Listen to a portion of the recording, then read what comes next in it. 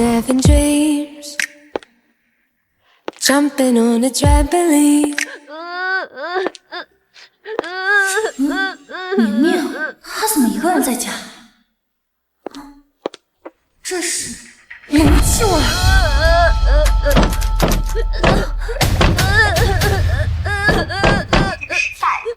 明明，你别怕，干妈这就打电话叫开锁师傅救你。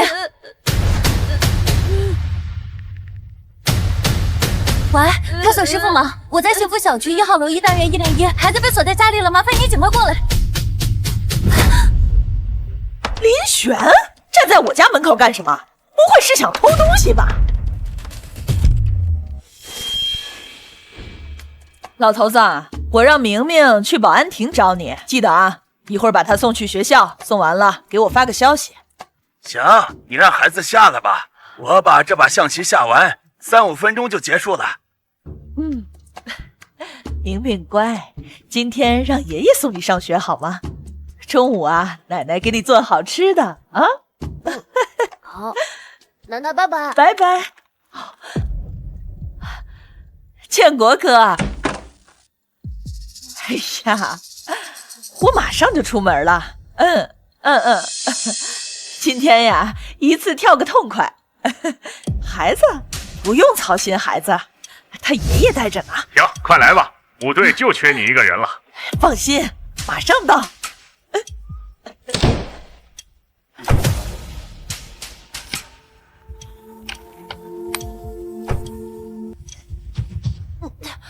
奶奶，我开不了门了。奶奶，放我出去，我还在家呢。明明，你能听到干妈说话吗？能的话你就拍拍门。干妈，这就不好，是煤气泄漏，闻久了会死人的。明明，你别害怕，干妈这就想办法救你出来。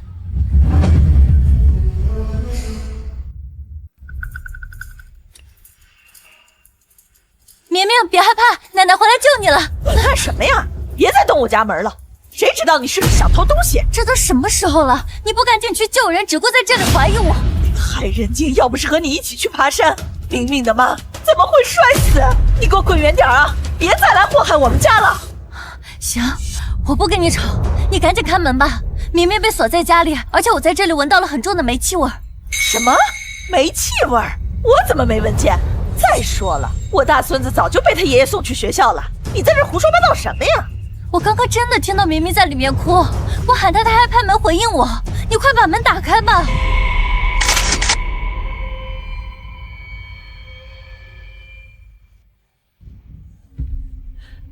哪有什么哭声啊？我看你就是想骗我开门进去抢我家东西。我这老胳膊老腿的，也打不过你。没动静是因为孩子被锁在家里太久了，可能已经窒息昏迷了，时间一长可能会造成脑损伤，到时候就无法挽回了。哎呀，不要再动我家门了！你这个害人精，不仅诅咒我大孙子，你还想偷我家东西！我儿媳妇怎么交了你这么个朋友？我没有撒谎，你就花半分钟开门看看。要是孩子不在家，我立马向您道歉。开什么开？你以为我会相信你？开门啊，你好进去偷东西。孩子爷爷就在附近，我现在就让他回来，看他回来怎么收拾你！你一点常识都没有吗？煤气泄漏害的不仅是被锁在家里的明明，还有其他邻居的安危，这后果是我们承担不起的。老伴儿，赶快回来，家里出事儿了。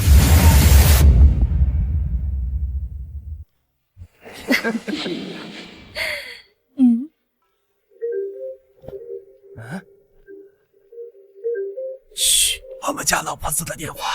喂，老婆子。喂，老头子，你在哪儿？我在和老王保安亭下棋呢，怎么了？下棋？你不是答应我去学校送明明的吗？你去送了吗？送了，这不送完孩子在门口碰见老王，手痒了下2盘。老伴儿，你别急，先说发生什么事儿了。能不着急吗？林璇这个贱人不仅害死了咱儿媳妇儿，现在又想害我们。我就看他在咱们家门口在鼓捣门锁呢，肯定是想进去偷东西。什么？不仅是想进去偷东西，他还诅咒咱们大孙子要死。我拦着他，他还打我。赶快回来吧！哼，敢上我老李家闹事，我看他这活的不耐烦了，你等着，我现在就回去收拾他。哎呀，大强哥，不是说陪我的吗？怎么说要走就走啊？哎呀，谁知道家里老太婆又在做什么妖？没事儿，红梅妹子，我回去处理好了，就来陪你。好好，那你快去快回，人家可不想等你太久。放心，很快回来。听到了吧？我们老头子在回来的路上，看看我们来怎么收拾你！明明绝对在家里，我不会听错的。你快开门吧，孩子长时间吸入煤气真的会死的。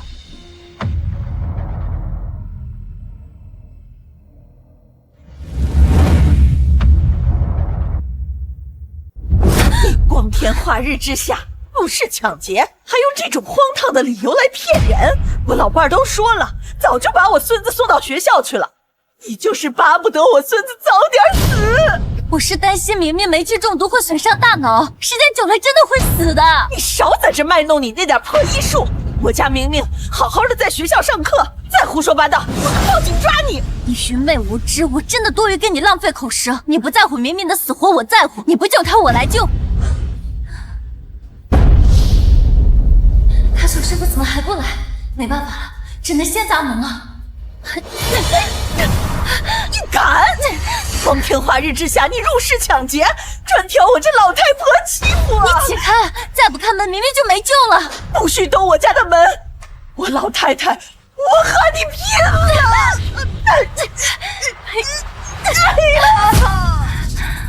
哎呀，我的腿好像骨折了吧？这是！哎呀！他不仅想要我老太婆的棺材本，他还想要我的命啊！不是这样的，我不是故意的。杀人了！都出来看看呐！这林轩他杀人了！你对我老婆子干了什么？老伴儿啊，我的命好苦啊！老婆子摔到哪了？我的腿，骨折了！敢对我老李家人动手！我没有。我看你是不想活了。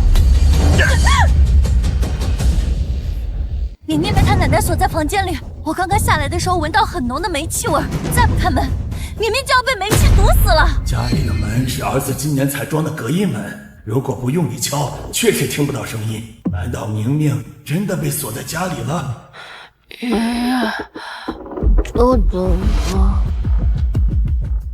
是明明，你们听啊，明明说话了，你们快听啊！什么声音也没有。哼，老头子，你别听他瞎说，他就是个小偷。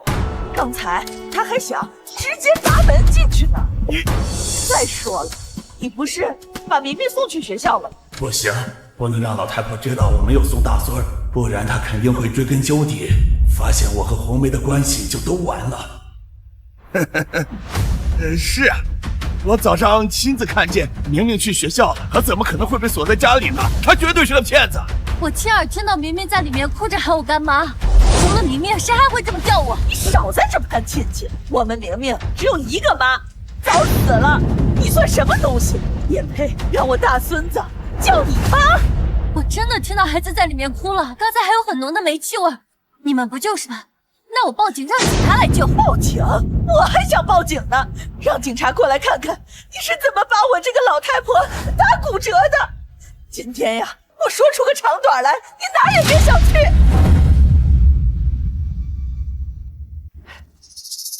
喂，警察吗？我是幸福小区1号楼1单元101的业主，我们家楼上想进我家偷东西，被我发现了，他还把我打伤了。你们可要替我做主啊！不要胡说，我没做过这些。你这个害人精，你还狡辩！现在想跑，来不及了，等着呀，去蹲局子吧。我问心无愧，为什么要跑？你们的亲孙子被锁在煤气泄露的房间里，你们却见死不救，你们还配当明明的爷爷奶奶吗？你们对得起他过世的母亲吗？你胡说八道！我最疼我大孙子，谁敢说有我比我大孙子好？还轮不到你一个害死他母亲的外人来说教我！就是你个害人精，凭什么管这么宽？明明妈妈的死我也很痛心，但同学聚会一起去爬山，同行的有10几个朋友，他失足坠崖，你们为什么说是他是我害死的？林璇，你不是她最好的闺蜜吗？你天天撺掇着她抛下孩子去上班，你为什么没拉住她呀？现在她死了，留下个孩子，你让我们养。你简直不可理喻！哎呦，我的腿呀，疼死我了！老伴儿，你说我们俩这命怎么这么苦啊？林璇，我记得你在医院快升职了吧？今天你要是进了局子，留了案底，你还怎么上升？我根本就不可能留下案底，我没偷没抢，我所做的一切都只是为了救出明明。行了，别装了，我还不了解你。今天你和我老伴的事儿，我们同一思量。你看，行，只要你们愿意，现在就把明明放出来，这钱我给。说吧，要多少？这钱我来付。说吧，要多少10万，1分都不能少。10万？你怎么不去抢啊？这里面关着的可是你们的亲孙子。爷爷奶奶，我的头好晕，好想吐。我的头好晕，好想吐。你们听到了没有？明明说他不行了，他说他头晕，一氧化碳已经损伤他的大脑了。你怎么这么会幻想啊？你怎么不去写短剧啊？我们怎么什么也没听到啊？你的意思是我们老两口都是个蠢货，蠢到把自己孙子锁在屋里？我孙子好好的在学校上学呢。行，你说的对，就算里面关着的不是明明，也很有可能是其他误闯的孩子被误关了进去，无论如何都是一条人命，难道就眼睁睁的看着他去死吗？笑话，外人怎么会进到我家里来？行了，少在这儿往我们身上泼脏水，等警察到了，你的嘴呀就没这么硬了。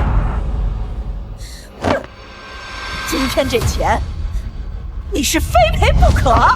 没错，今天耽误我们老两口那么长时间，这钱你必须赔。哼，那就等警察来定夺，该我赔的我1分都不少，多的也1分都没有。老伴儿，要不你先进屋，待会儿警察就来了，咱们站在这儿，让外人看了笑话。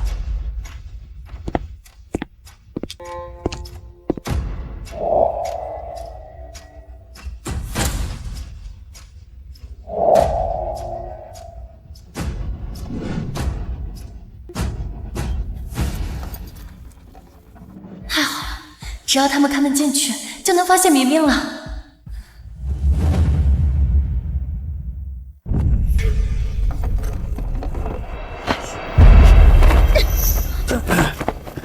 开什么呀？今天呀，咱们就站在这里，等警察来了，让来来往往的邻居都看看，这个小贱人是多么恶毒的人。老伴儿，你就不担心明明吗？咱们进去看一眼，也安心呢。怎么，你不是说送明明去学校了？这好好的在学校，有什么可担心的？难道你一直在骗我？你没去送明明上学？我骗你干什么呀？我亲眼看见明明老师把明明领进学校的。你让你去见明明吗？这到饭点了，你怎么还在这儿？我不是跟建国哥在这儿聊了点事儿，耽误了。不过你放心，花花的外婆说回来顺便把明明捎回来。谈事儿，男男女女贴在一起跳舞，就是你要谈的事儿。把明明交一个外人，你放心吗？罗桂花，我跟你说多少次了，少跟那些不三不四的人在一起。你吼我干什么？我只是跳了个舞，那么多人在一起，大庭广众之下还能干什么呀？倒是你总往那个保安亭跑，不知道干了点什么见不得人的事儿了吧？我算是看明白了，你们两个鬼混的鬼混，跳舞的跳舞，就是没有一个人在乎明明的死活。要是明明真出了事，你们就是在谋害自己的亲孙子。爷爷奶奶，明明不想死。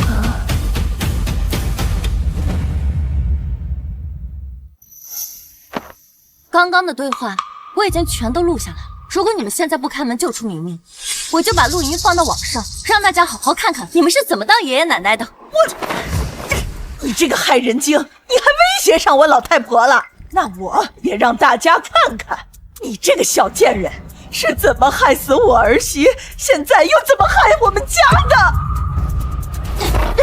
血口喷人！你儿媳的死跟我没有任何关系，我砸你家的门也是为了救出明明。救明明，能安的什么好心？你不害我们就算不错了。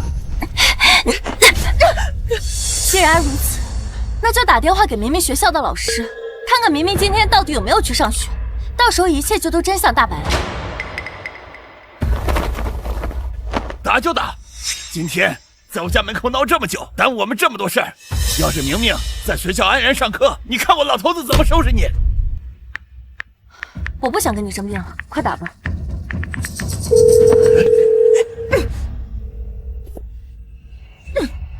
打什么打呀，李大强！你宁愿相信这个贱人，你也不愿意相信我是吧？你不会是看上他了吧？你胡说什么呢？我不是担心孩子吗？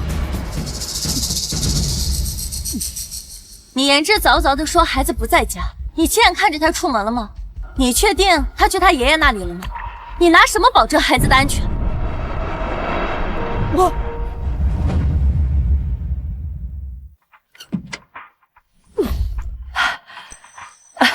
建国哥，哎呀，来了来了！废话，当然是我们亲自把孩子送出家门的。李大强，你确定你把孩子交到老师手里了？他没偷偷跑回来？他怎么可能跑出来呀？学校安保一向很好，门口还有几个保安巡逻呢。我怎么知道？我根本没见到孩子嘛。明明认识路，应该自己去学校了吧？听见了没？我们老两口还没糊涂到连孩子在哪儿都不知道，倒是你，今天又是撬门又是伤人的。哼，这事儿啊，我跟你没完！怎么可能？难道真的是我最近工作压力太大，幻听吗？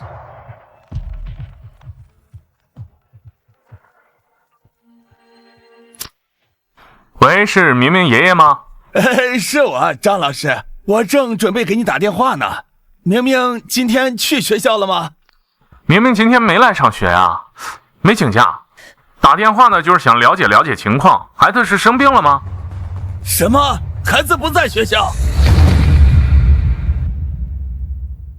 是啊，我早上给孩子奶奶打电话，一直没人接，翻了孩子的入学登记表，才找到了您的电话。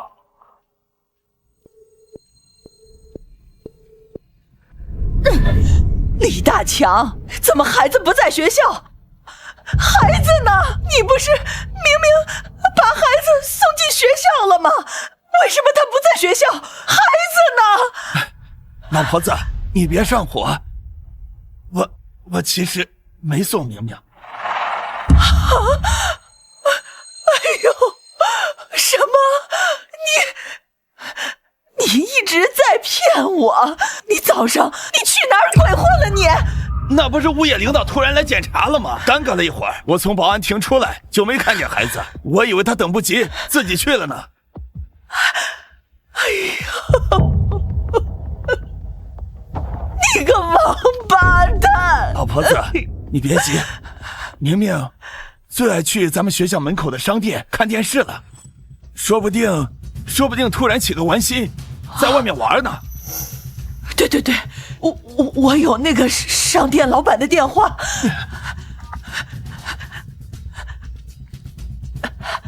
喂，哎，老板吗？我是明明的奶奶，我们明明在你们店里吗？明明奶奶，我今天家里有事，店没开门啊。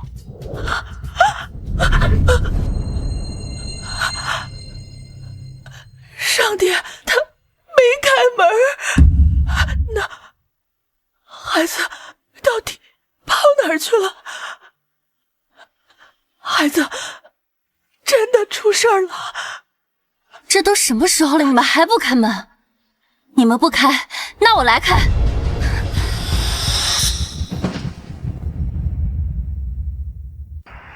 住手！我记得明明爸爸给他买了一块小天才手表，查下定位就知道孩子在哪了。对，手表能定位，赶快查。这是4楼，怎么是你家？我就说，你今天鬼鬼祟祟的在我们家门口，原来你不只是想偷东西，还想拐走我的孙子！你把孙子还给我！难怪你在这胡搅蛮缠，是不是怕我们发现？贼喊抓贼，快说，你把明明藏哪了？我不是人贩子，邻居这么多年，就算你们再看我不顺眼，我也不可能对我闺蜜的儿子做什么。孩子就在家里，你们不信的话，打开门看看不就知道了。救我！是明明手机的上报，明明真的出事儿了。还说不是你，赶快把明明叫回来，不然我们也砸了你的房子。看看你手机的定位吧，与其在这里怀疑这个怀疑那个，不如打开门看看。怎么信号回到1楼了？难道明明真的被困在家里了？说不定是这个小贱人拿了明明的手表，在这拖延时间，他这用的障眼法。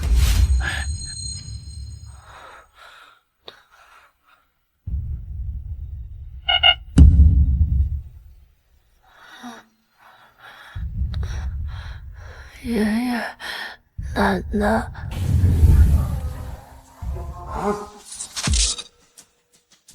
信号怎么消失了？难道明明手表坏了？你对明明的手表动了什么手脚？我再说最后一次，我没有见过什么小天才电话手表，更没有带走明明。明明从始至终都被锁死在家里。你以为我们会相信你？肯定是你把手表关了。少在这拖延时间，赶快交代，你把孩子弄哪儿去了？都什么时候了，你们还在污蔑我？就算你们再恨我，也不敢拿孩子的生命开玩笑。明明要是真在屋里，我们在这里站了这么久了，明明在里面肯定听到声音的。说，你是不是还有同伙？你是不是还有同伙？你故意拖延时间，让你的同伙转移孩子。没敲门很可能是因为明明已经陷入昏迷，岌岌可危了。你们再给我拉扯，明明就要错过最佳治疗时间了。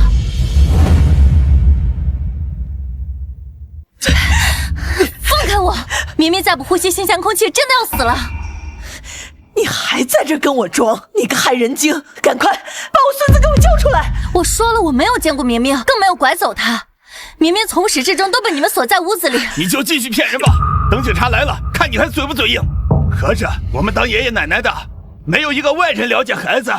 我不想和你们多费口舌了，既然你们不愿意开门，那我就砸开它。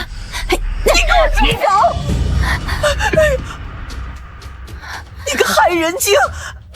把我的门砸坏了，要我们怎么住啊？你这是不想让我们老两口活了呀？这是还在心疼你的破门。要是明明真的出事了，你就算把房子卖了，也换不回他的命。住口！少在这信口开河！你是不是觉得我们拆穿你了，然后面子挂不住，所以在这里胡搅蛮缠？我没有，我只是想救孩子。明明再怎么说也是我看着长大的，你们就把门打开看一眼。要是孩子真的不在家，你们也能安心啊。我们凭什么听你的？老头子，明明的手表肯定……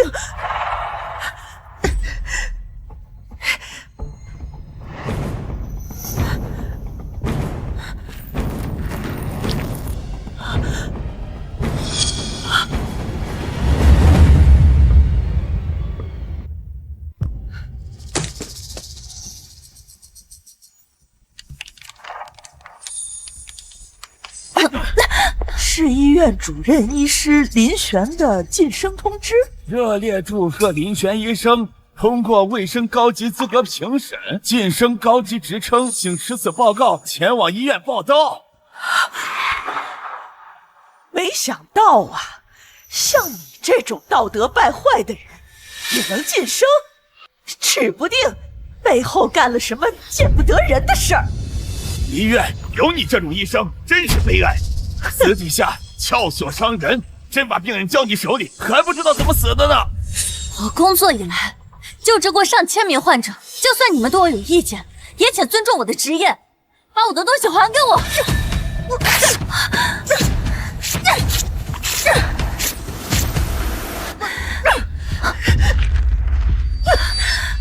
活该，让你鬼鬼祟祟偷东西，你还诅咒我大孙子，就该让你吃点教训，长长记性。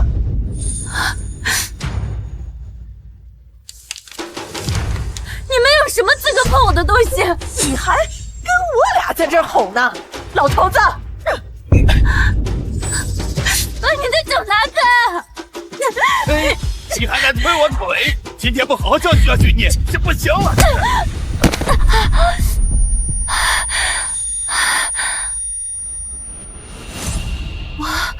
我的头好晕。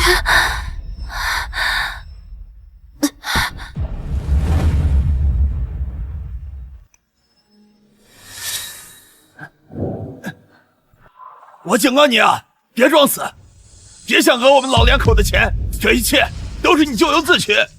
真死了？不可能，祸害1000年，他这种害人精怎么可能这么轻易就死了？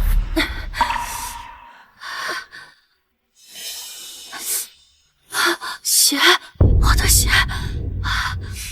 这不就行了吗？我就说他没那么容易死。我让你装死吓人，真缺德！疼也是你应该，看你以后还敢不敢再干坏事。好了，老婆子，别理这害人精了，咱们出去找明明吧。这小区和学校安保一向都很好，孩子肯定不会走远。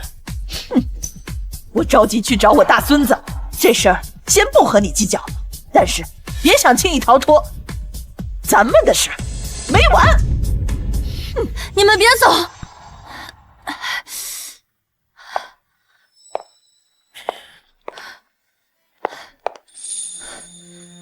明明就在家里，你们要是走了，孩子就真的没救了。我打开这扇门，谁都不能走。还蹬鼻子上脸了是吧？你个小贱人，你到底想怎么样啊你？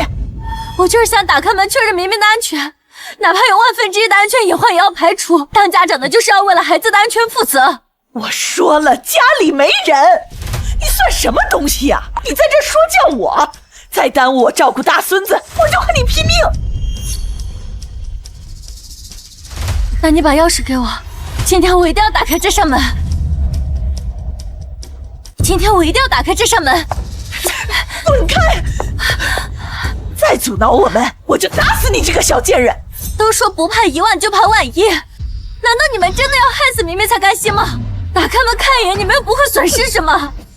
开什么玩笑？开了门，不就意味着我们和你这个小贱人低头了吗？你们谁叫的开锁啊？是我，师傅，你终于来了，麻烦帮我把这扇门打开。你开什么开？这是你家门吗？你就开？这不是你家，你叫什么开锁呀？当然不是他家了，这是我家，我才是户主。你要是帮他开门，我就报警，把你也抓起来。妹子，这不是你家，你怎么能叫我开锁呢？出了问题，我可负不起责任啊！我先走了。算你识相。不是这样的，师傅，是他的孙子被他关在家里，我怀疑他家里煤气泄漏，担心孩子的安全，所以才找你来开锁。这，妹子，我看着你也不像坏人，可这门我真不敢给你开啊。知道怕就好。我告诉你，这个小贱人就是想进我家偷东西。你要是帮他，你就是共犯。我不是，我没有。怎么回事？谁报的警？怎么回事？谁报的警？我报的警。警察同志，这个林璇，他撬我家锁，被我发现后恼羞成怒，哎呦，他还推倒我，把我腿都弄骨折了。是这样吗？那他头上的血迹是？不是这样的，警察同志，我是听到了呼救，怀疑他的孙子被他关在了家里，而且我刚刚在这里闻到了一股很重的煤气味，孩子很可能已经煤气中毒了。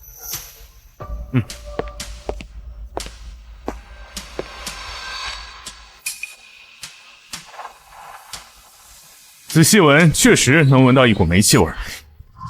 那这一栋楼这么多住户，每家都做饭，有一点煤气味很正常的。不知道他大惊小怪什么？警察同志，我是医生，我请求立刻开门救孩子。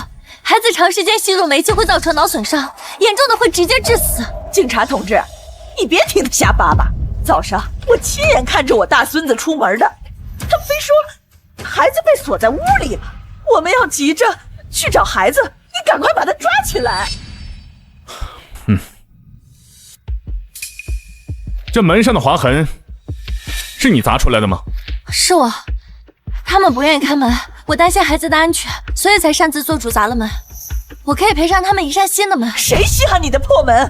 警察同志，你别相信他，他就是想进去偷东西。他连开锁的都叫来了。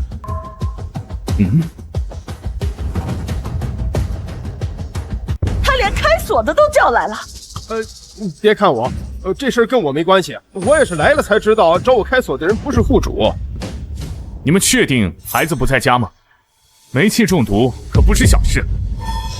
非常确定。我老太婆虽然年纪大点，但是我一点都不糊涂。对呀，警察同志，我们当爷爷奶奶的宝贝大孙子还来不及呢，肯定不会害他的。警察同志，刚才学校说大孙子没去学校，求您帮我们在学校和小区附近找找孩子。警察同志，就打开门看看吧，我真的听到了呼救声。打开门看看也耽误不了多长时间。你就狡辩吧，我看呐，你就是精神出问题了。警察同志，就算里面的不是明明，也很有可能是其他调皮的孩子被误关了进去，在煤气泄漏的密闭房间里待这么久，真的会出人命的。真的是够了，警察同志，你赶快把他抓走吧，他就是个害人精。我儿媳妇儿就是和他一起去野营，才掉悬崖摔死的。警察同志，就他这样还当医生，不知道得害死多少患者呢。我没有害过人，我也从来都对得起我的职业。你们把我的头弄成这样，我的患者怎么办？他们还等着我给他们做手术呢。好了，都别吵了，开个门也耽误不了多少时间。先把门打开，确认一下也好安心。是，警察同志说的对，打开门检查一下也好。我开就开。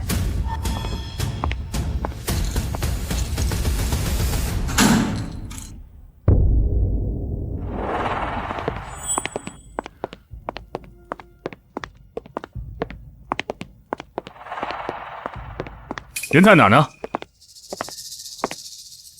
这怎么可能？我刚刚真的听到明明在门口求救，人呢？明明你在家吗？我就说嘛，这个林璇他就没安好心，一直在撒谎，现在被揭穿了吧？有什么呀，就去局子里跟警察解释吧。不可能，我真的听到有人拍门求救。你非要开门找，这现在也让你们找了，你还要我们老两口怎么做呀？你是不是得了失心疯啊？在这儿耍我们老两口玩呢你？我没生病，我说的都是真的。呸！你就是个小偷，每一个谎言都拙劣的可笑。既然孩子没事，那我也就放心了。至于我砸坏的门锁，我会照价赔偿。你想赔个门就想了事儿？我这腿是不是你弄骨折的？我这老太婆一把年纪了，我这摔一下不知道要休息多久呢。这钱你必须赔。好了，都别吵了。既然家里没人，先去验伤吧。我叫几个同事去找孩子。验就验。林璇，这事儿咱没完，赔个20万，没法善了。20万？你们刚刚说的还是10万，高利贷都没你们缴得快。验伤吧，让警察来划定责任。该赔的我1分都不会少，不该我赔，你们1分也别想拿。好了，老伴儿，我先送你去医院，再回来找明明。我们会帮忙找孩子的。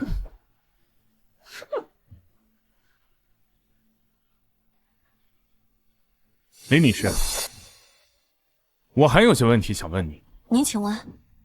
他们说他们的儿媳妇儿是你害死的，情况属实吗？警察同志，这件事你们局里肯定也都有记录。我闺蜜她是失足摔下山崖的，当时同行的还有10几人，我不知道怎么到他们嘴里就成我害死了。好，卷宗我们会再查的。那您平时有出现过换身的症状吗？当然没有，我是医生，今天刚到新医院任职，入职前做了体检报告，一切都是正常的。真的吗？我真的听到了明明的求救声，不是幻听，而且她叫我干妈。整个小区这么多孩子，只有她会这么叫我。好，我们会再查证。这门是你砸的吗？这门确实是我砸的，我想及时砸门救人。那现在家里没人，你又怎么解释？这我确实不清楚，但家里没人被困也是一件幸事，这说明孩子没有受伤，我这个做干妈的也能放心了。那您身上有带什么能够证明您身份的证件吗？除了身份证就没有别的了，旧医院的工作证明，离职的时候已经收回去了，新医院的还没有发给我。那你这头上的伤是怎么弄的？这是跟他们夫妻一起争执的时候被推到楼梯上磕的。行，那我先带您去医院包扎一下，后续您还得跟我去警局做个笔录。好。警察同志，你听，窗户外面有动静，肯定是明明。真的是，我们快去看看。孩子真的在外面。走，我们快去看看。在这儿。明明，你能听到干妈说话吗？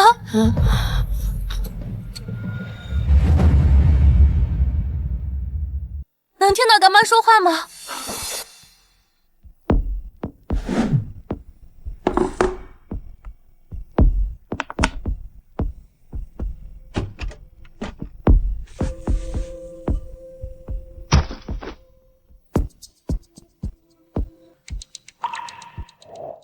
这孩子是自己打开窗户跳下来，万幸楼层不高，楼下还有草丛，摔得不是很严重，真是个聪明的孩子。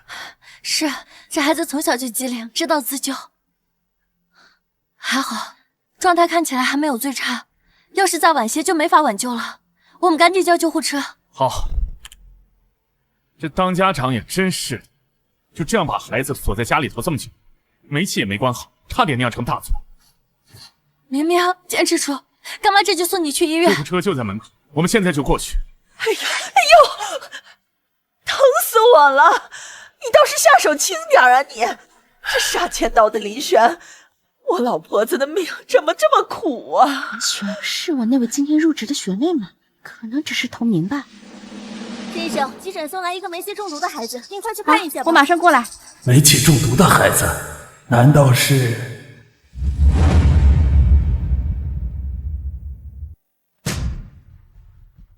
你干什么去？我这腿还没治好呢，你不能走。我是神经内科的专家，刚才有一个孩子吸入了大量煤气，已经出现脑损伤了，我得马上过去。稍后会有骨科医生来为您治疗。煤气中毒？刚才在家门口，林璇也说我家煤气泄漏，还说明明被锁在了家里。难道送来的孩子是明明？不可能！可是我这心里头怎么这么慌呢？李大强，李大强，你在干什么呢？叫你半天了，你都不说话。我和老王商量换班的事呢嘛。你说那个陈医生，刚才说的那个孩子，会不会是明明啊？我这心里头慌得很，总感觉发生了点啥事儿。哎，不可能！咱们家明明那么聪明，怎么会被困在家里？而且咱们刚才开门进去，不也没看到人吗？我们家里怎么会煤气泄漏？煤气泄漏？明明，我的好乖孙，起床了。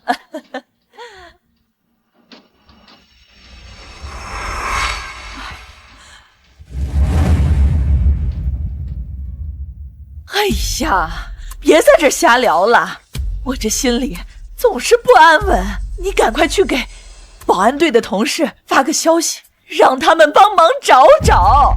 行，我知道了。李大强，你什么态度啊？你老伴被外人打了，你孙子现在下落不明，你还有心思在这儿玩？你还到底有没有良心呢你？这位阿姨，医院请保持肃静。你还好意思说？我都来多久了？你的骨科医生呢？哎呀，你是想疼死我这老太婆呀你！快点给她治好，我还去找大孙子呢。麻烦二位小点声，这时候还有一个孩子在抢救呢。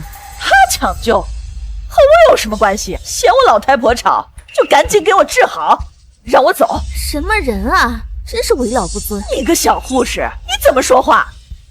小心我投诉你！小黄，你去调一袋 RH 阴性血备用。那个煤气中毒的孩子疑似脑出血了。RH 阴性血，这种熊猫血本来就很稀少。前2天送来一个车祸患者，大出血，把血库的熊猫血都弄完了，现在全市都没有余量了，只能从别处调。RH 阴性血，真的有这么巧的事儿？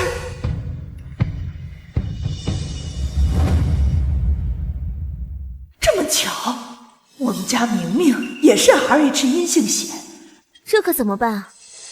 可是先去哪儿找熊猫血啊？别在我眼前晃悠，看得我心烦。赵医生，这孩子今天怎么样了？血库里的 RH 阴性血早就用完了，现在从别的市里调，恐怕来不及啊。状况不是很乐观。哎，李大叔，没想到您在这儿。你是？我是皮肤科的赵峰，3个月前您来看病就是我接诊的。我记得当时验血，您就是 RH 阴性血吧？看病？李大强，你为什么偷偷去看皮肤科啊？李大叔是得了。这个医生我不认识他，我没来市里看过病啊，总不能说是身上起了疹子，怀疑自己得了脏病才来看病的。那他怎么知道你是 RH 阴性血？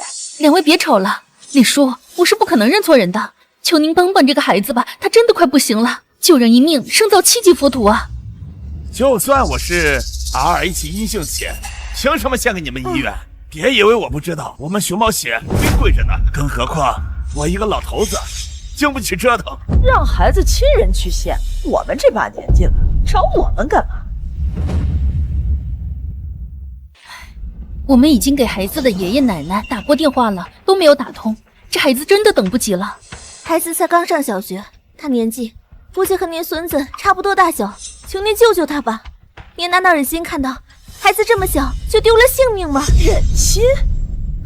我有什么不忍心？少在这道德绑架我！我孙子金贵着呢，什么东西和我孙子比？没错，救不了跟我们有什么关系？是你们医院问题。大叔，就发发善心吧，孩子真的等不及了。闭嘴吧，少在这耽误时间！再道德绑架我，我就去投诉你。没错，赶快给我老头子治腿，我们还等着去找大孙子呢。你们难道一点同情心都没有吗？如果是你们的孩子遇到这种情况，你们难道也想看到别人冷血旁观吗？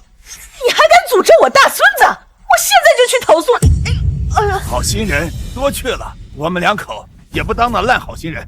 你们找别人献吧，说不定一会儿进来个人就是熊猫血了。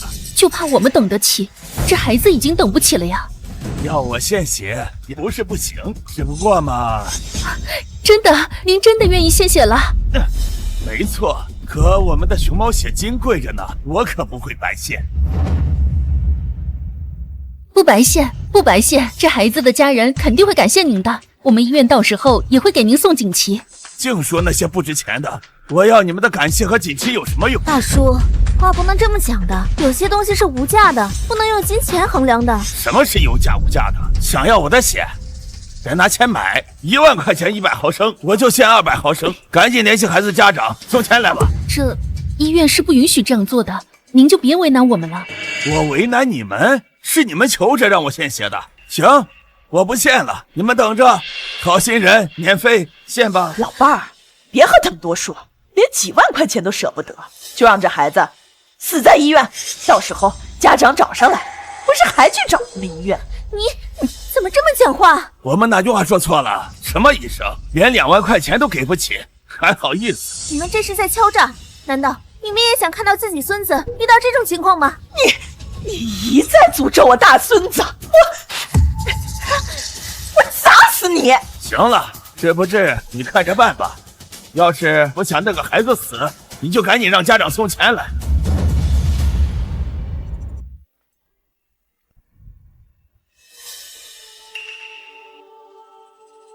您好，您所拨打的电话已关机。这家长怎么回事？手机一直关机。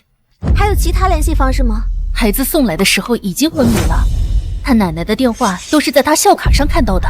明明校卡上写的也是我的电话，难道被抢救的人真是明明？什么破家长，连2万块钱都舍不得花，还有这破医院，等了半天也没有治病。老婆子，我们不治了，回家。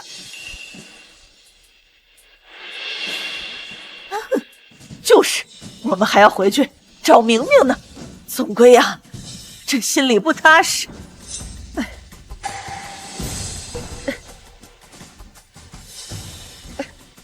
呦！叔叔阿姨，你们不能走。如果你们走的话，这个孩子真的没有希望了。他们的死活跟我们有什么关系？又不是我们的亲孙子。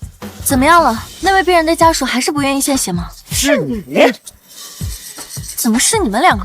正好我还在找你们，你们的电话怎么打不通？现在立刻跟我去手术室签字。还得精，你不是被抓去警局了吗？怎么现在在这儿？真是一个事儿。不会是又想在医院招摇撞骗吧？林主任，你们认识？认识，我认不死他。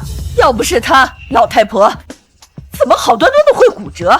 这个害人精撬我们家锁偷东西，被警察抓了，也不知道用什么手段溜出来的。你这种人也配当医生？胡说八道！林主任医术高超，治疗了无数患者，绝对不可能做这种事情。这其中肯定有什么误会。误会？难道我一把年纪了，我自己把自己弄伤，去诬陷他？我们亲眼看着他被警察抓走的。我砸锁只是为了救人，你腿上的伤是你来推我的时候自己不小心摔的，更何况你们也打伤了我的头。原来头上的伤是他们打伤的，你们知不知道？你们把林生打成了脑震荡，耽误了多少台手术？他说什么你就信什么？我看你应该和他一起去治治脑子了。哼，还说什么为了救人，警察都进我们家了，我们家根本就没人。我跟你们这种把孩子锁在煤气线路的房子里的家长没什么可说的，你们根本就不配为人，更不配做明明的爷爷奶奶。林主任，你今天还可以手术吗？其他病房的病人可以延迟，可煤气中毒的那个孩子等不了了。手术？你们还敢用这种精神不正常的人去做手术？你们就不怕把人治死？住口！你知道他是谁吗？怎么？难道他还有什么了不得的身份吗？老头子，你老糊涂了吧？哼，他这种人能有什么了不起的身份？我看省医院的水平啊，也不过如此。能用这种人？你们肯定是你林璇自己水平不行，不敢给病人做手术，还赖在我们身上，骗谁呢？你以为我们会吃你这套？住手！住手！住手！住手！住手！快住手！还想装病讹我们，疼不死你！好疼，我的头好疼！活该！做这么多坏事还装可怜，就该弄死你这个小贱人！弄死他！哎呀，住手！林医生可是省外科省优专家，手术成功率100%，还有几10名患者等着他手术呢。你们这样做是想害死他们吗？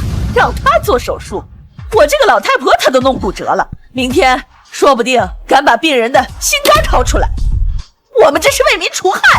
你们这么护着他，受他什么好处？我看你们该不会医院上下一块吧？欠我献血，都干什么黑心事呢？林医生，你还好吗？没事，我去处理一下伤口，应该还能坚持做完这台手术。站住！谁让你走的？不赔钱还想走？今天呢，不拿20万来，我就在你们医院闹，看谁还敢来找你看病。那个煤气中毒的孩子现在生命垂危，正等着林主任去治疗呢。你们现在还在这胡搅蛮缠。钱，你们眼里只有钱。我说了，在没有警察认定责任之前，我一分都不会给你们。还有你们看清楚，现在躺在手术室上的可是你们的亲孙子。怎么会？怎么会是我大孙子？你从哪弄的假报告？我们家明明怎么会在家里煤气中毒呢？假报告？这是检验科刚刚送过来的。你们要是怀疑真假，可以自己去问问。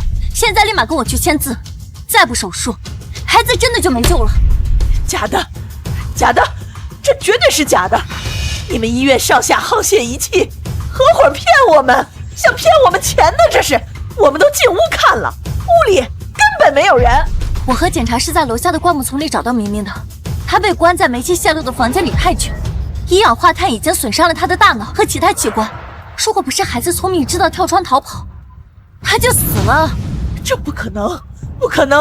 你一定是在骗我，是不是？你就想骗我们钱？怎么会有你们这样的家长？孩子还在昏迷，你们却在这里执迷不悟，难道非要等到孩子死了你们才甘心吗？假的，全是假的！我现在就揭穿你的谎言。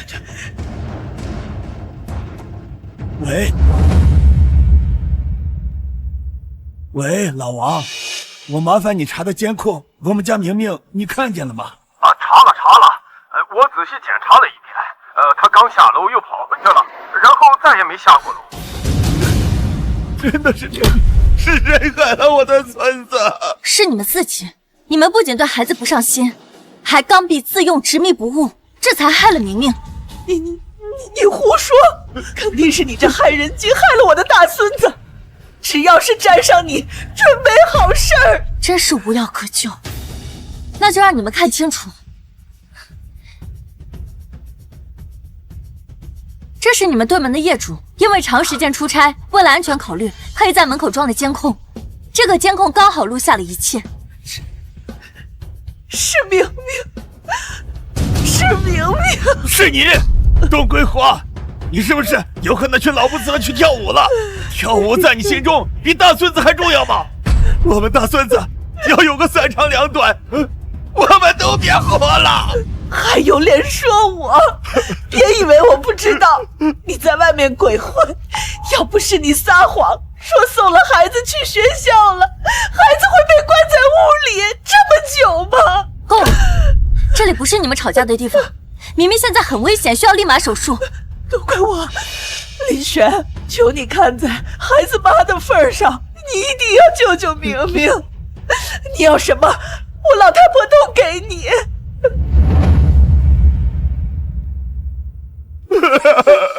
林璇，不，林主任，你要救我大孙子呀！我大孙子从小就喜欢你，你可不能不救他呀！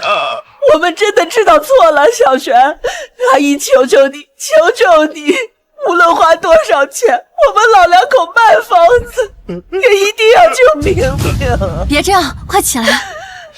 不，我要救到明明活过来为止。没错，只要我们心诚，一定会感动上天。老天听到有什么用？救人的还不得是我们林主任？对，小璇，求求你，我们老两口愿意拿出全部积蓄给你。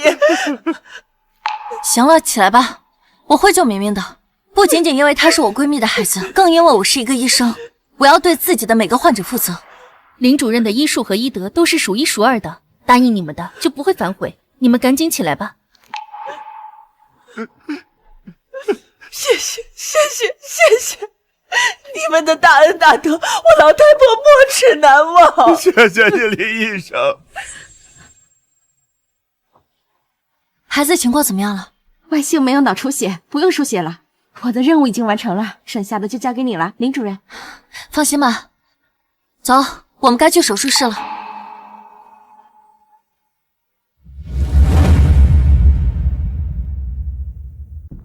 老天保佑！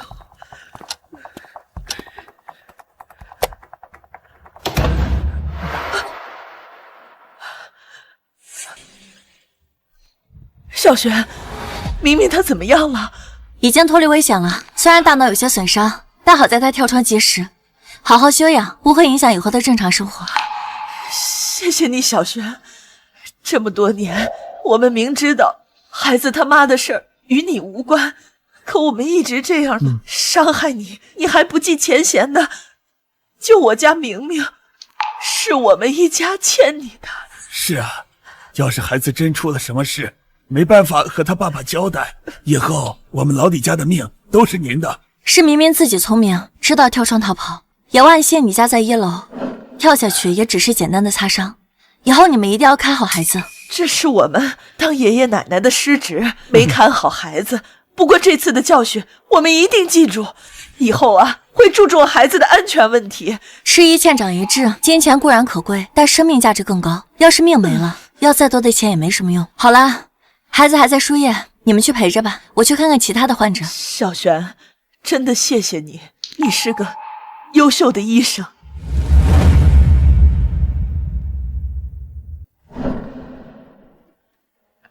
老头子，你说小璇真的不在意我们以前那么样对他？毕竟我们把他头都打破了，还撕了他的晋升通知。人家是医生，医德高。再说了，明明的命是他捡回来的，以前是我们被猪油蒙了心。现在看明明的脸色，这心里像刀割一样。明明要是醒不过来的话，我也就不活了。别瞎说，明明不会有事的。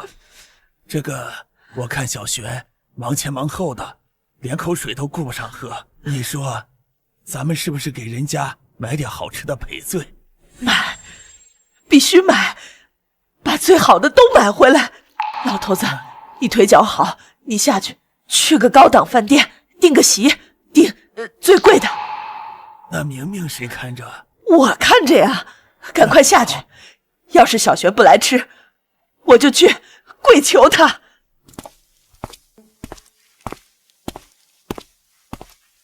两位家属，病人需要绝对的安静，你们在吵什么？护士小姐，我们呢不吵了，就是想给林主任送点礼，他太辛苦了。我们林主任有规定，不收礼，你们积极配合治疗，让病人情绪别太激动，就是最大的帮忙。那不行啊，我心里过意不去啊。护士姑娘，你悄悄告诉我，你们林主任喜欢金项链还是玉镯子？阿姨，我们林主任只是希望病人早日康复。您如果再这样的话，我只能请你们出去了。哎呀，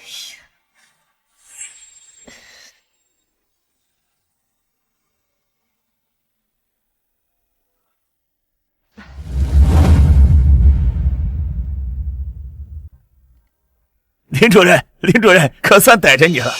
明明爷爷，明明状态情况已经稳定了，您不用这么慌张。不是慌张，这是心意。这是楼下大饭店买的海参鲍鱼，给您补补脑子。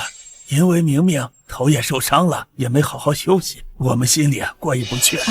李大叔，心意我领了，但是我们医院有规定，我不能收患者家属的东西。你把东西带回去给明明奶奶补补身体吧，她腿骨折了，也需要营养。哎呀，您就别客气了，这点东西跟明明的命怎么能比呢？您不收的话，就是没有原谅我们，还记恨我们两个老糊涂。李大叔，救死扶伤是我的职责，我不收礼是我的个人原则。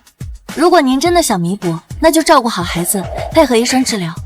原则，可是这饭你不吃一口的话，我们心里过不去呀。以前是我们混蛋，你打我骂我都行，吃一口就当给我们一个赎罪的机会。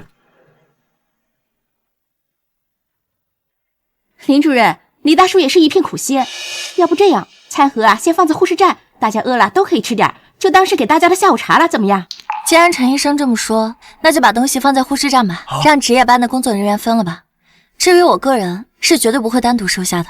行，放护士站也行，只要您不嫌弃。谢谢陈医生，谢谢林主任。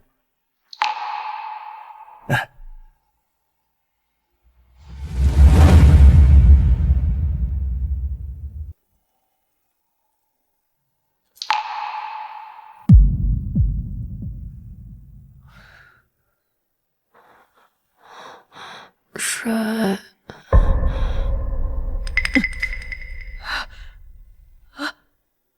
老头子，明明醒了，他喊喝水。哎呦，乖孙子！哎呦，慢点儿，别呛着。明明，我是奶奶，能认得奶奶吗？奶奶爷爷，这里是哪里啊？好白。乖孙，这是医院，你病了，不过没事，林干妈把你救回来了。林干妈，我想林干妈，家里好多烟，我害怕。都怪奶奶，奶奶不该去跳舞，不该把你锁在家里。不怕，以后奶奶哪儿都不去，就守着你。奶奶，腿疼吗？我看见你摔倒了。乖孙子，你都这样了，还想着奶奶的腿，不疼，奶奶呀是心疼。明明，爷爷错了，爷爷没送你去上学，爷爷不该骗你奶奶，爷爷该死。爷爷别哭，明明没事。林干妈说明明坚强。明明醒了，感觉怎么样？有没有头晕恶心？林干妈，我没事儿，就是有点渴。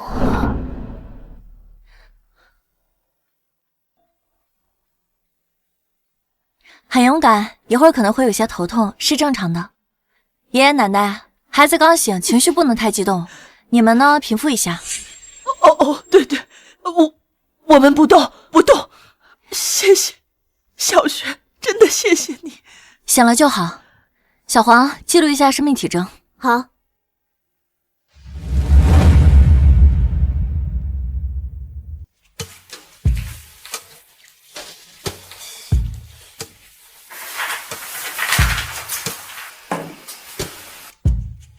林主任，听说那个孩子醒了。醒了，目前生命体征平稳，不过煤气中毒对神经系统造成的损伤还需要进一步测试，不能留下后遗症。真是万幸！我听说那老两口在病房里哭了一下午，把护士都感动哭了，看来是真的悔悟了。知道悔悟是好事，不过孩子的康复之路还很长，他们之前的行为差点就造成了不可挽回的后果。这种安全意识的缺失，不是一两句道歉就能解决的。林主任，刚才老太太在门口问我能不能请您吃个饭，想正式跟您道个歉。我说您没有时间，现在还在门口等着呢。不用安排了，我现在不想私下跟他们见面，公事公办就好。林雪，其实他们老两口挺可怜的，那老爷子为了凑钱给你买礼物，把珍藏多年的邮票都卖了。卖邮票？是啊，在走廊上听到他跟别人打听哪里有收邮票的，他说觉得光送礼物不够诚意，想给您来点实在的。胡闹，我不需要他们任何的物质补偿，他们把心思放在怎么照顾好孩子，怎么学习好安全意识上，比送我什么都强。那我去回绝他们。你跟他们说，明天上午我去查房，到时候当面谈。还有，让安保科盯着点，别让他们在医院搞什么奇怪的活动，影响秩序。放心吧，他们现在啊比谁都老实。对了，陈医生说明天的复查很重要，要不要叫上家属一起来听听医嘱？必须叫，不仅让听，还要让他们记下来。这次是幸运，下次可就不一定有这么好的运气了。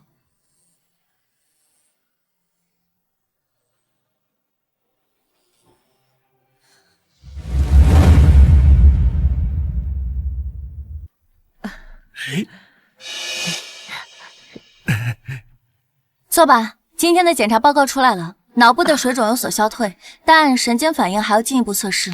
林主任会不会傻？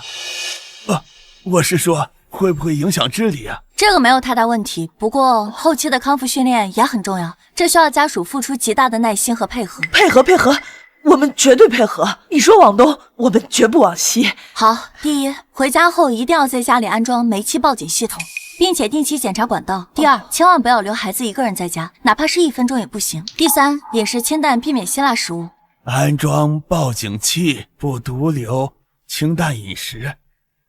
记下了。还有，明明可能会做噩梦，出现应激反应，这时候你们不要呵斥，要安抚。之前你们的教育方式太粗鲁了。是，我们以前太自私了，只顾着自己享乐，没有顾及着孩子。你妈的对。我以后不一个人玩了，我要等爷爷奶奶回来。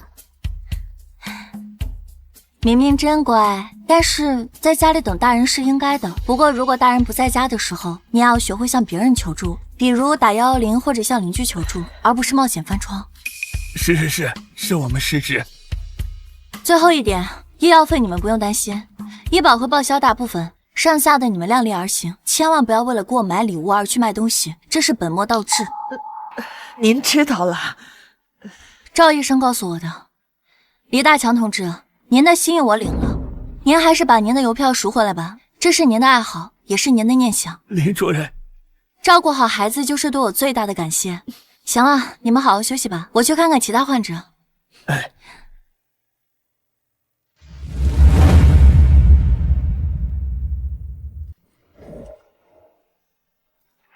老婆子，今天林主任那番话说到我心坎里了。以前我们活得像鬼一样，只顾自己快活。哎，谁说不是呢？我看到明明那张小脸儿，我就恨不得我扇自己2巴掌。要不是林璇，现在我们俩都成罪人了。那邮票我还赎回来吗？赎，必须赎。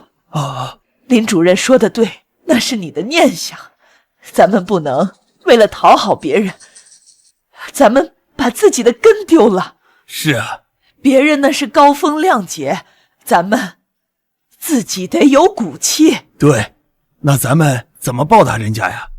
光凭嘴说不行啊。我想好了，咱们把家里的老房子收拾一下，腾出一间房来。腾房干什么？万一，我是说万一明明康复了，需要人照顾，咱们老了腿脚又不方便，万一有个啥急事儿，咱们请林主任帮忙给指导一下，或者咱们把那间房改成书房，放一些医学书啥的，让明明从小耳濡目染，长大了像林主任那样做个好人。这主意不错，但咱不能强求人家来，咱们自己学。对，自己学。我去社区报那个急救培训，你也去学怎么维修煤气管道。咱们呐，不能再当个甩手掌柜了。是啊，以前我总借口工作忙，其实是出去鬼混。以后我的时间都是明明跟老爸的。老头子，咱们该改头换面了，为了明明，也为了咱们能睡个安心觉。是啊，改头换面。对了，隔壁楼那个老王也在学急救，咱们可以和他交流交流。好啊，远亲不如近邻，以后啊，咱们得多跟邻居走动，不能再像以前那么孤僻刻薄了。哎，对对对。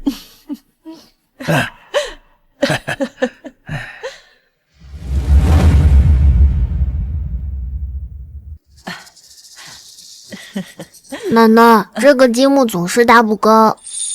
没事儿，明明，咱们慢慢来。底座啊，要用大的，就像盖房子，这地基稳了，上面才结实。对，爷爷以前盖厂房就是这个道理，把这块大的放在最下面。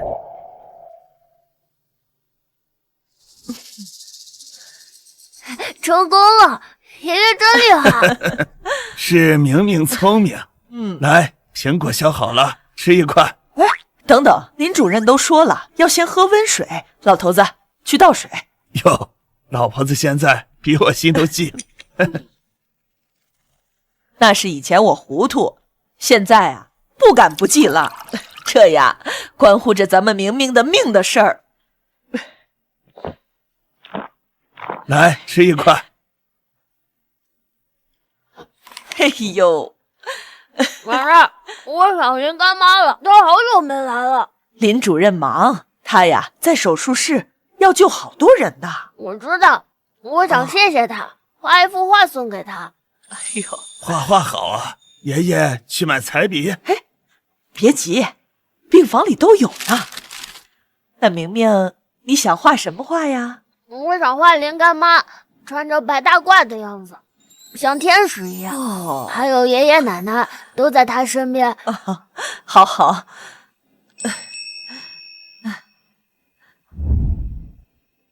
好吧，画吧。明明这孩子真懂事。那是以前咱们把他教坏了，只知道索取。现在他懂得了感恩。这都是林主任的功劳。等明明画好了，咱们找个机会给他。不过呀，可不能打扰他工作。对，等他下班，咱们在护士站等他一会儿。行。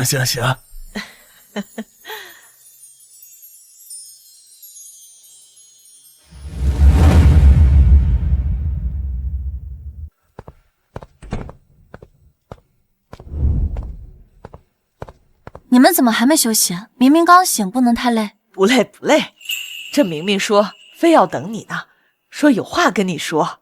林干妈，这是我画的，送给你。谢谢明明，这是干妈收到的最好的礼物。林主任，这是明明以后的康复训练计划，还有我们在社区学的急救日记，我们不知道对不对，想请你把关。你们去社区学习了？是啊，报名了，我们现在也是半个急救员了。对，您看看我们做的对不对？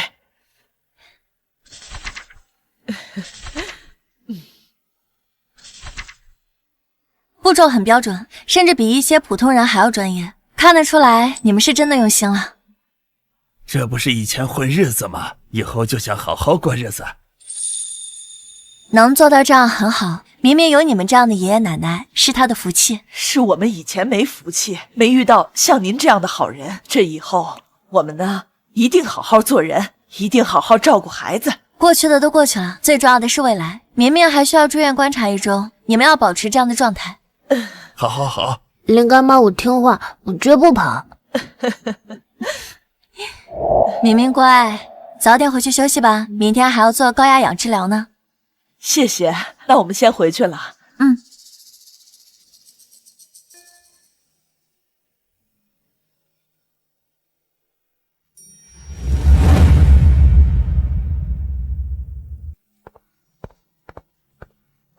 哟，小患者送的，画的不错嘛。明明送的，他说我是天使。这孩子命真大，多亏了你。听社区说啊，他们的老两口现在表现特别好，都成了安全宣传积极分子。知错能改，善莫大焉。其实他们本质并不坏，只是太过自私，缺乏责任感。这次的事故像个警钟，不仅敲醒了他们，也提醒了我们所有人。林主任，刚才院长打来电话，说想把这次病例作为一次经典的安全教育案例，在社区做一次宣讲，想让您去讲一讲。让我讲？是啊，您是主治医生，最有发言权。而且那老两口也说愿意现身说法，警示大家。现身说法确实是个好主意，让他们出来讲讲自己的教训，比我去讲更有冲击力。我可以去，但是主角应该是他们。这个主意不错，让受害者的家属忏悔最有说服力了。那就这么定了。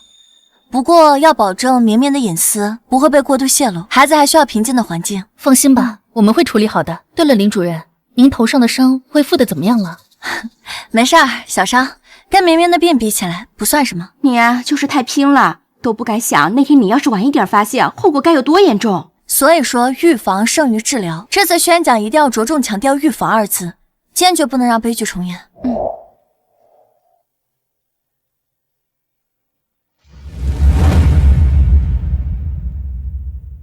各位街坊邻居，我叫董桂花。以前呀，我不是个合格的奶奶，为了出去跳广场舞，我把自己的孙子锁在屋里，还忘了关煤气，结果差点害死了自己的亲孙子。如果不是林医生，要不是孩子知道跳窗，我现在就是个杀人犯。我是李大强，我为了私会情人，谎称送了孩子上学，我就是个混蛋，我差点害死了我的孙子。我以前总觉得吧，这孩子皮实，不会出什么事儿，总觉得吧，去麻烦别人不好。现在才觉得这疏忽大意，他就是犯罪。希望大家以我们为鉴，千万别把孩子一个人放在家，出门一定要检查水、气、煤、电。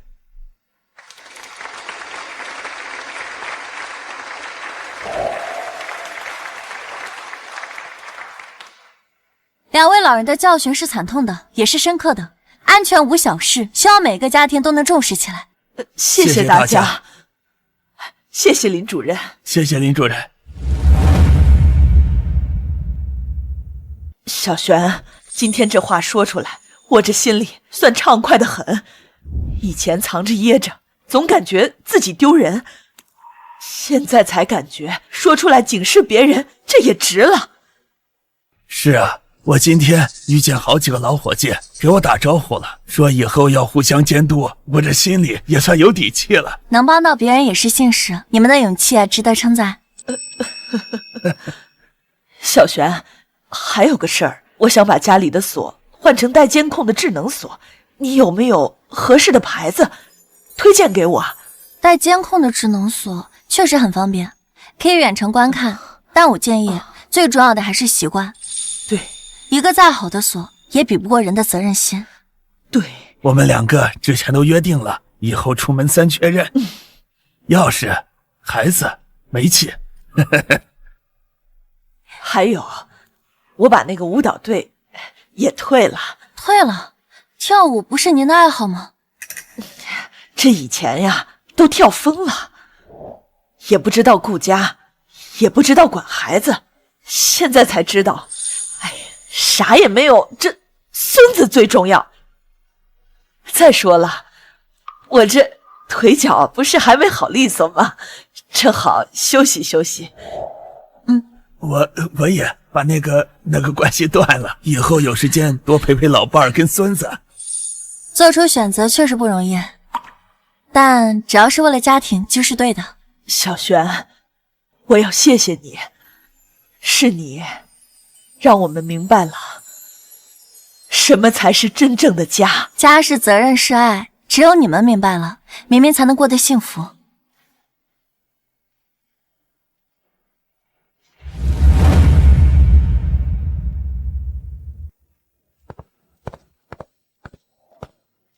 明明，明天就要回家了，你高兴吗？高兴，可是害怕又闻到煤气味。不会啦，奶奶呀，把那煤气阀都换成新的了，还安装了报警器，一漏气就会响。爷爷也检查了窗户，还加装了定位器，明明再也跑不出去了。明明，你要记得，如果听到报警器响的一瞬间，你要做什么？捂住口鼻，跑到室外打110。真棒，明明。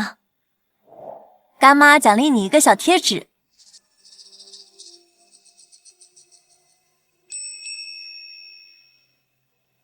小璇，出院以后我们还需要注意什么？按时吃药，定期复查。还有，你们要多陪明明说说话，消除她内心的恐惧，不要提起那天的事，除非她主动问。行，我们给她买了故事会，准备给她讲英雄的故事，让她勇敢成长。这个方法好。心理的重建跟身体的康复同样重要。小璇，以后你就是我们家的编外成员了，你有空啊，常来家里坐坐，这明明会想你的。我会去看明明的，不过明明更需要的是你们的陪伴。一定一定。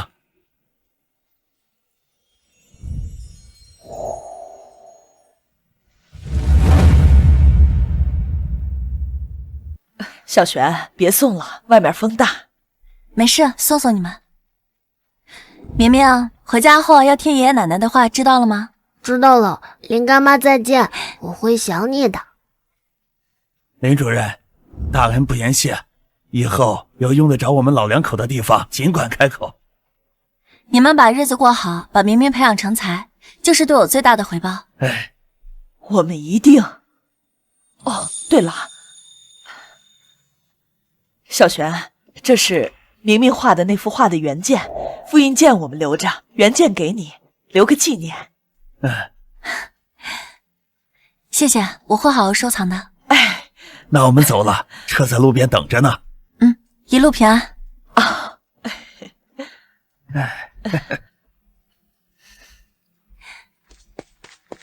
林主任，急诊新送来一个病人，好像是食物中毒。走去看看。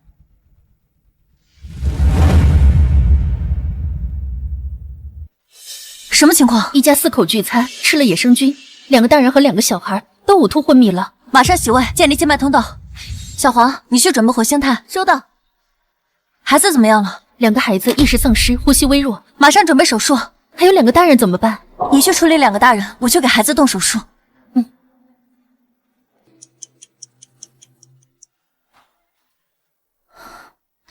林主任，孩子怎么样了？情况已经稳定住了，转入 ICU 观察。 2个大人也已经脱离了生命危险，真好。希望明明也过得好。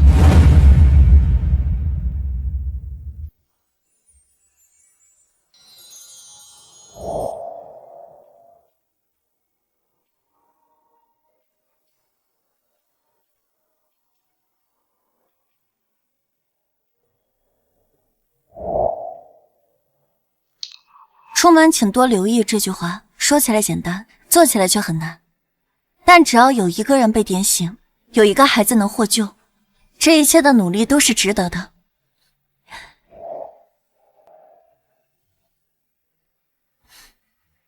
明明，希望你以后的人生只有阳光，没有阴霾。爷爷奶奶，愿你们余生安好，不再犯错。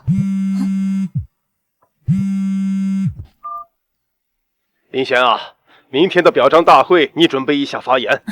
好的，院长。